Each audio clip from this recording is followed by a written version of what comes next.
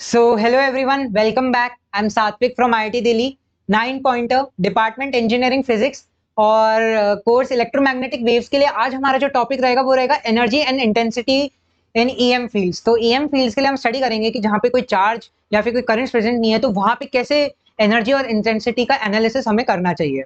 So let's proceed on. These are some of my education details. I am currently a sophomore at IIT Delhi, that is a second year undergrad at IIT. So proceed on to this. So as we already knew that the energy per unit volume in electromagnetic fields is this.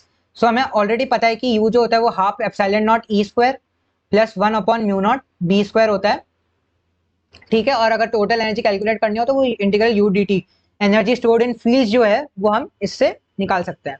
So in the case of electromagnetic waves, we have from the previous lecture we know that B square is equal to E square by C square, that is equals to mu naught epsilon naught E square. So you can clearly see the contribution from both the fields are equal. Isn't it just amazing? That is 1 upon mu naught B square. If you see, it is equal to epsilon naught E square. So the contribution from electric field and magnetic field both are equal. It isn't just amazing कि electric field और magnetic field दोनों का energy में contribution बराबर है for EM fields. Amazing point. I must write here. Amazing point. This is an amazing point. Now, U will be is equal to epsilon naught E square because 2 times epsilon naught E square, then half will be cancelled. And E square I am writing E naught square cos square kz minus omega t plus delta. So you can see how with time, U as a function of time, you can clearly see here. You can clearly see here U as a function of time. Now, as the wave travels, it carries this energy integral U dv along with it. The energy flux, the energy per unit volume per unit time transported by the fields is given by the Poynting's vector. क्योंकि यहाँ पे कोई charge नहीं है, यहाँ पे कोई density नहीं है, तो मैं आपको दिखाना चाहूंगा कि जैसे हमने वो जो इक्वेशन लिखी थी पॉइंटिंग्स थ्योरम के लिए,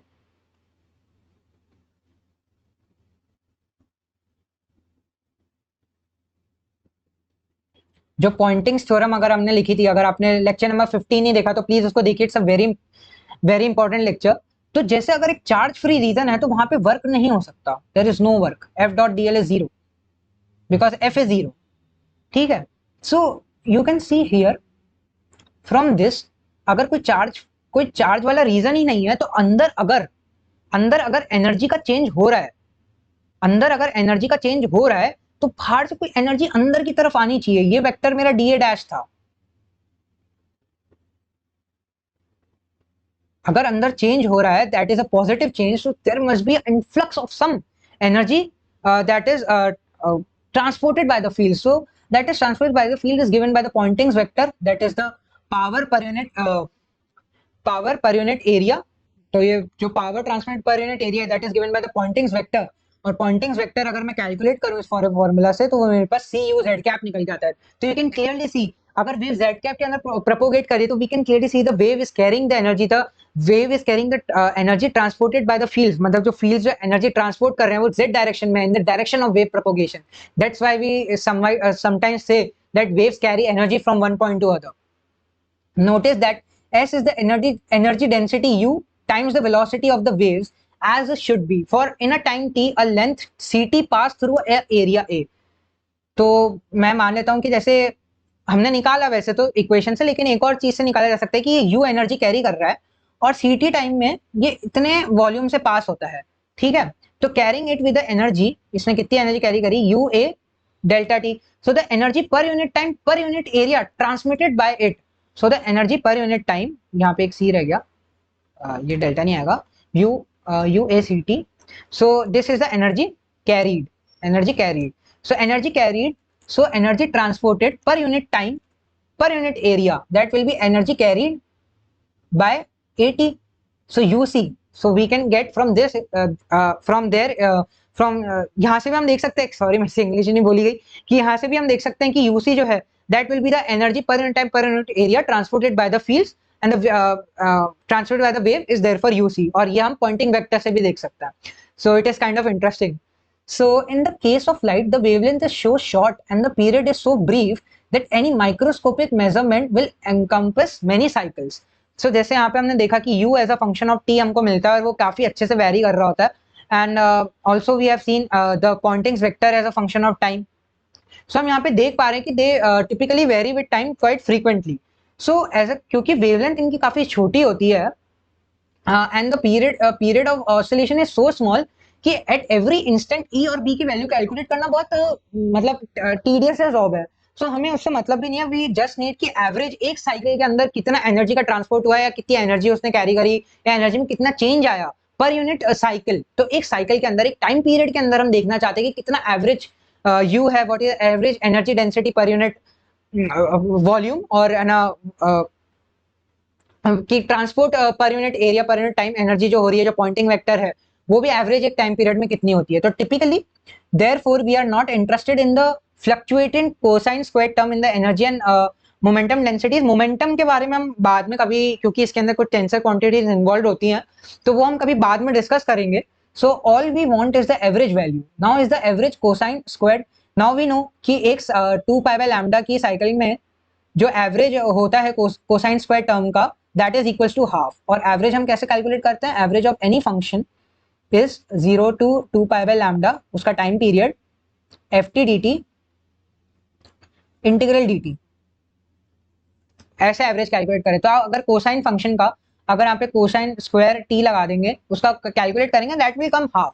so the average energy per unit volume carried by the electromagnetic fields is per unit एक साइकिल के अंदर एक टाइम पीरियड के अंदर कितनी एनर्जी को कैरी करके चलता है per unit volume that is half epsilon naught E naught square. ये ई नॉट स्क्वायर ऐसे ई स्क्वायर से कंफ्यूज मत कर लेना.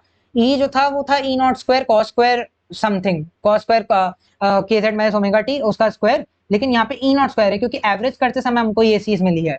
और ऐसा ही हम इसके लिए भी देख सकते हैं कि कितना ट्रांसपोर्ट हो रहा है एनर्जी का. That is also we can see from here. और जो इंटेंसिटी है, इंटेंसिटी क्या होती है? Intensity is power per unit area and that is power per unit area is F only. So the average power per unit area transported by an electromagnetic field is called intensity. We know that simply that the average power per unit area transported by an electromagnetic field is called the intensity and that is the average of Poynting's vector only. So we know that the intensity will be given as half c epsilon naught E naught square. और आप B not की terms में लिख सकते हैं B naught is equal to E naught by C. So it will simply be coming as half C B naught square by 2 mu naught. आप ये देख सकते हैं कि कैसा आएगा. अगर मैं यहाँ पे रिप्लेस भी करता हूँ, एक बार करके देख लेते हैं. तो half C epsilon naught E naught को मैंने B naught square C square लिख दिया, सी स्क्वायर को 1 upon mu naught epsilon naught लिख दिया. तो ये गया. तो मैंने सही लिखा था half C B naught square by mu naught. भी हम इस एनर्जी को लिख सकते हैं. The important point to notice is, मेरे को बहुत अच्छा लगा कि एनर्जी कंट्रीब्यूशन दोनों को बराबर. अगर आप देखें कि E naught is equal to B naught C है, मतलब इलेक्ट्रिक फील्ड का जो मैग्नीट्यूड है that is C times the magnitude amplitude of magnetic field. जो इलेक्ट्रिक फील्ड का एम्पलीट्यूड है जैसे C times the magnitude of amplitude of magnetic field. मतलब इलेक्ट्रिक फील्ड का कितना ज्यादा है magnitude in comparison to magnetic field, but still they have equal contribution to energy. So this is a very interesting point. और यहीं पे बस हमारा डिस्कशन खत्म होता है एनर्जी और इंटेंसिटी पे. होप आपको अच्छे समझ में आया होगा. कोई चीज समझ में नहीं आई, पॉइंटिंग्स थ्योरम का आपको रिवीजन करना है तो लेक्चर नंबर 15 आप वापस से देखिए. It's very important and please scan this QR code to know more about us the 9 pointer community. Please follow us on Telegram and Instagram for regular updates and please subscribe this channel, press the bell icon. आपको video पसंद आई है तो like button दब जाना चाहिए और please comment section में भी आपको प्लीज बताइए कि आपको वीडियो कैसा लगा. So thanks a lot and thanks for keep watching these videos and thanks for being with me till now. We will bring much more amazing lectures that are awaiting for you. Thanks a lot.